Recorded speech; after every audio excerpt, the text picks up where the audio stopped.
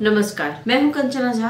आप देख रहे हैं हिमालय टीवी यूट्यूब चैनल। आज मैं थोड़ी राजनीति पे चर्चा कर रही हूँ। राजनीति कहें तो अभी जो नेपाल की स्थिति है राजनीति में, या फिर कहें कि हमारे गृह मंत्री उप प्रधानमंत्री रवि लामे छाने का जो क्रम चल रहा है राजनीति में, मैं आज उसी विषय को लेकर के कुछ बातें आप सभी के साथ करने जा रही हूँ। और हाँ, मैं ये भी बता दूं कि ये सिर्फ मेरी राय नहीं है या ये हिमालय की राय नहीं है, ये राय आम लोगों की है। जिन आम लोगों से हम मिलते हैं, वो जो कहते हैं, उनकी बातों को सुनने के बाद हम लोग अपने अपने प्रस्तुति में उन चीज़ों को रखते हैं। रविवार को जो सदन में उन्होंने जिस तरह की अपनी प्रस्तुति दी, जिस तरह से वो प्रस्तुत हुए, जिस तरह से उन्होंने उनपे जो लगे आरोप थे उनका खंडन किया, मीडिया में ये बात बहुत गहन रूप में आई कि वो अपने आरोपों का खंडन से ज्यादा धमकी देते हुए ज्यादा दिखाई दे रहे थे। हालांकि उन पर जो आरोप लगाया गया था उसके बारे में उन्होंने सदन में कहा कि मैं बहुत से फाइल खुलवा सकता हूँ, और साथ ही उन्होंने ये भी कहा कि सदन में ऐसे बहुत से लोग हैं जो ऐसे हैं, मतलब अगर सारे खराब हैं, सारे बुरे हैं तो मैं भी बुरा हो जाऊं। मुझे सबों को आपने स्वीकार किया है, मुझे भी स्वीकार करें। कहने का तात्पर्य यह है कि सब ऐसे हैं तो मैं भी ऐसा ही हूँ। आपने सबको स्वीकार किया है, मुझे भी स्वीकार करें। उनकी बातों से ये बातें स्पष्ट हुई। वो क्यों भूल रहे हैं, लामी छाने ये क्यों भूल रहे हैं, या गृह मंत्रालय संभाल रहे हैं, वो उप प्रधानमंत्री हैं, देश का प्रतिनिधित्व कर रहे हैं, तो ऐसे व्यक्ति को यह कहना क्या शोभा देता है कि सारे लोग ऐसे हैं तो मैं भी ऐसा ही हूँ। और दूसरी बात कि वो भूल क्यों रहे हैं कि वो अब सामान्य व्यक्ति नहीं है। आम व्यक्ति पान की दुकान और चाय की दुकान पर बैठ करके राजनीति करते हैं, लेकिन आप गृह मंत्रालय संभाल रहे हैं। ऐसे में आपका सदन में इस तरह से बोलना अच्छी बात नहीं है। आम जनता जो है वो नैतिकता की बात करती है, और नैतिकता कहती है कि यदि आप देश के प्रतिनिधित्व करते हैं तो आप पे जो आरोप लगे हैं उसका खंडन करें, छानबीन होने दे, सच्चाई बाहर आने दे। वो तो खुद कहते हैं कि मुझे सत्ता और पद का कोई लोभ नहीं है, मैं बिना किसी पद पर रहे भी देश की सेवा में लगा रहूंगा। राजनीति में आने से पहले वो स्वयं एक मीडिया कर्मी रह चुके हैं, और सच तो यह है कि यह प्रसिद्धि भी आज उनका जो नाम है, उनकी जो प्रसिद्धि है, यह उस मीडिया कर्मी का ही दिया हुआ है, इस मीडिया का ही दिया हुआ है। लोग उन पर जान छिड़कते थे। कल तक वो भी लोगों पर सवाल उठाया करते थे, जोर जोर से बोलते थे, राष्ट्रहित भ्रष्टाचार मुक्त देश बनाने की बात करते थे, और आज उन पर जब सवाल उठाया जा रहा है तो वो संसद में कह रहे हैं कि संचार माध्यम में आए समाचार के आधार पर संसदीय छानबीन समिति बनाते जाए हम। उन्होंने सवाल करते हुए यह बात कही थी कि संचार माध्यम में जो भी खबरें आएंगी हम क्या सभी पर समिति बनाएंगे। आम लोग ये भी कह रहे हैं कि देश के उप प्रधानमंत्री लामी छाने इस अवस्था में है कि वो धाक न दिखाते हुए सीधे फाइल खुलवा सकते हैं।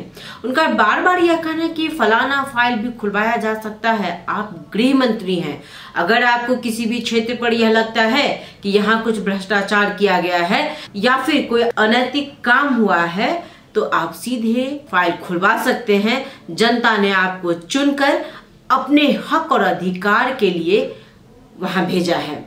अभी पूरी राजनीति इनके ही इर्द गिर्द घूमती मिलती है।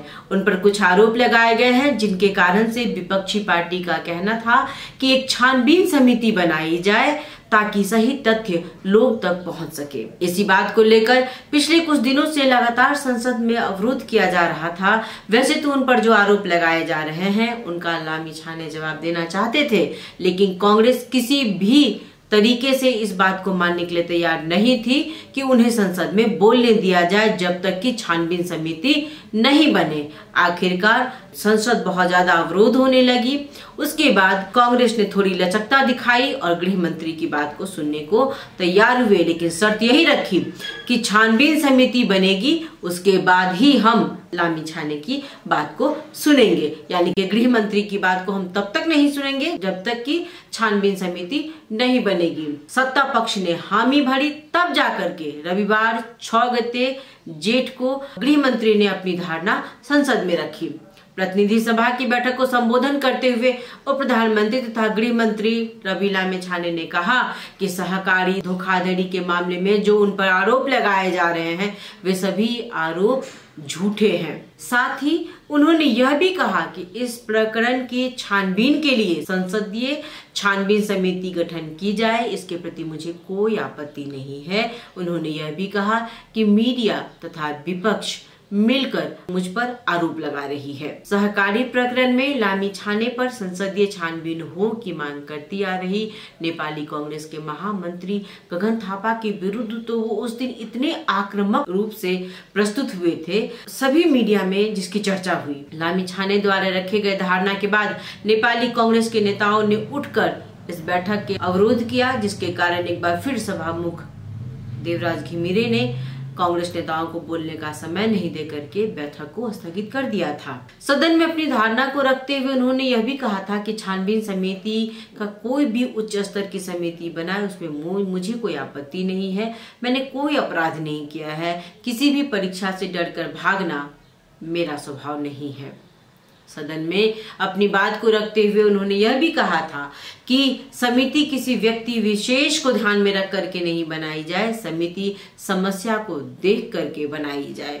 बार बार उन्होंने इस बात की सदन में चर्चा की कि उनकी पार्टी को चारों ओर से घेर लिया गया है, एक घेराबंदी बनाई गई है। उन पर बार बार फर्जी हस्ताक्षर कर अपने नाम में ऋण लेने का आरोप लगाया गया। इसे लेकर भी उन्होंने कहा कि यह बिल्कुल बेबुनियाद बातें हैं, झूठा आरोप लगा है मुझ पर। नागरिकता विवाद में सांसद और उप प्रधानमंत्री के पद को खो चुके लामी छाने ने पुनः नागरिकता कायम करने के बाद उन्हें उप निर्वाचन से प्रतिनिधि सभा में वो फिर से चुन करके आए। राजनीति में साफ चरित्र का होना बहुत मायने रखता है।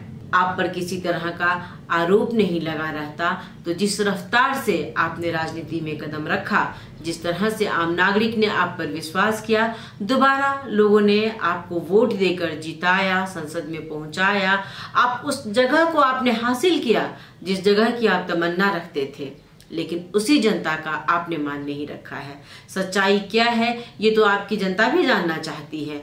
वो कह रही है खुलकर कि आप धमकी ना दे संसद में। अगर सब ऐसे हैं तो आप कुछ अलग निकले। लामी छाने को लोगों ने युवा देखा तो सपने बुने कि देश के लिए आप कुछ करेंगे, लेकिन लामी छाने भी वही निकले। आपने जो अपना तेवर एक मीडिया कर्मी के रूप में दिखाया था, जिसने आपको हीरो बना दिया, उसका कुछ तो मान रखेंगे ना।